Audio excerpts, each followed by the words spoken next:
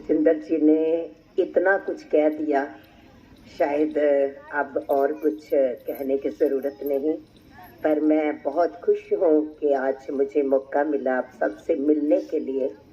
बस उन सब बातों का निचोड़ मैं एक ही देना चाहती हूँ कि यस, कभी भी अपने हालातों को सोचकर, कभी अपनी गरीबी को देखकर, अपनी जातों को देखकर अपने आप को नीवा ना समझे, क्योंकि हम परमेश्वर के बेटे बेटियां हैं। परमेश्वर ने हमारे में दौलत से हमें ऊंचा नहीं बनाया, परमेश्वर ने हमें अपने प्यार से बनाया है। प्यार में किसी की जात पात शामिल नहीं होती, अमीरी शामिल नहीं होती कि भी हमारे अमीर होने से हम कोई ऊंचे हो गए, गरीब होने से हम नीवे हो गए। जहाँ हमारी कोई जात है, एक बच्ची की शादी जब किसी दूसरे धर्म में हो जाती है तो उसका परिवार किससे चलता है? उसके पति के साथ। तो वो उसका अपने माँ का धर्म खत्म हो जाता है। ये धर्म संसारिक बातें हैं। तो इसलिए मैं यही चाहती हूँ कि आप, यस, बहुत अच्छी बात है जिंदर जी ने बताया कि आप बहुत अच्छे हो और आप यहाँ पर अपने स्वामी समान को कभी भी नीवा ना कीजिए। यस, गरीबी अमीरी ये इंसान के हालात होते हैं। कई बार आप देखोगे, आप बहुत गरीब होता है तो इंसान की कई बार बच्चों को अच्छी जॉब्स मिल जाती है, सब कुछ हो जाता है, वो बच्चा बड़ा होकर अपने माँ बाप की इज्जत को इतना बढ़ा देता है तो वो अमीरी हो जाती है।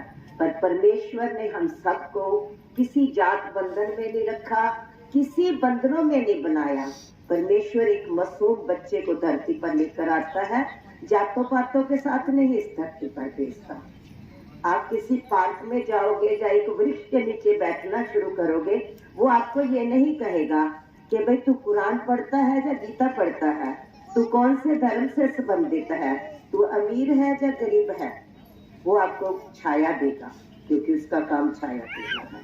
तो इसलिए मैं ज्यादा समय आपका नहीं लूंगी, यही करते हुए कि यस, जिंदर जी ने जो मेरे बारे में कहा, मैं बस इतना ही कह सकती हूँ, किसी इंसान की ताकत नहीं कि वो अपनी मर्जी से एक कदम भी आगे बढ़ा सके।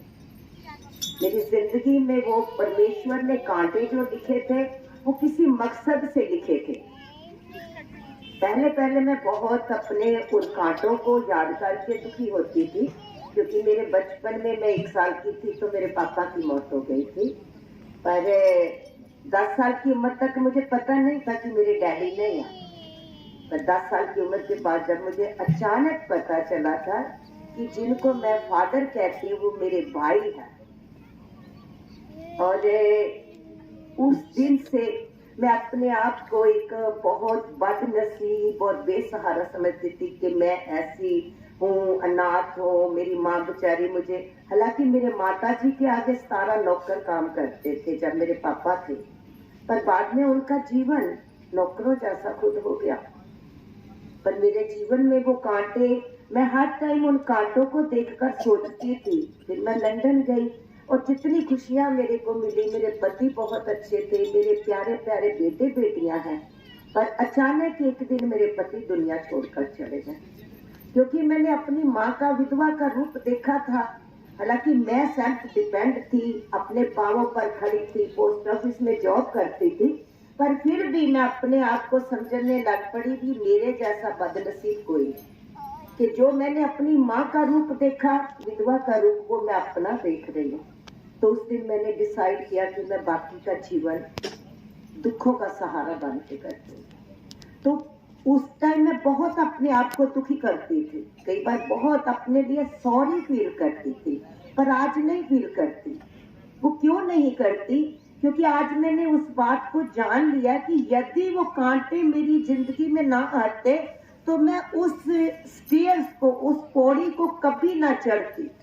तो आज जो कुछ मैं हूँ, इतने बच्चों की माँ बनी हुई हूँ, इतनों का सहारा बनी हुई हूँ, अपने आप नहीं बन गई। मेरे परमेश्वर ने वो रास्ता मुझे दिया वहां तक पहुंचने का, तो मैं बन सकी।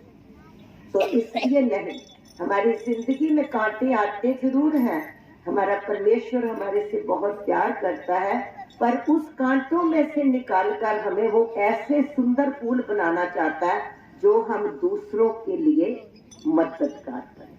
तो इसलिए अपने जीवन को कभी भी दूसरों से कम ना समझो। मुसीबतें आती हैं, उनका खुशी से मुकाबला करो कि परमेश्वर तू जो भी हमारे लिए करता है, इसमें तू हमारे लिए कोई अच्छा रास्ता बना रहा है। God bless all.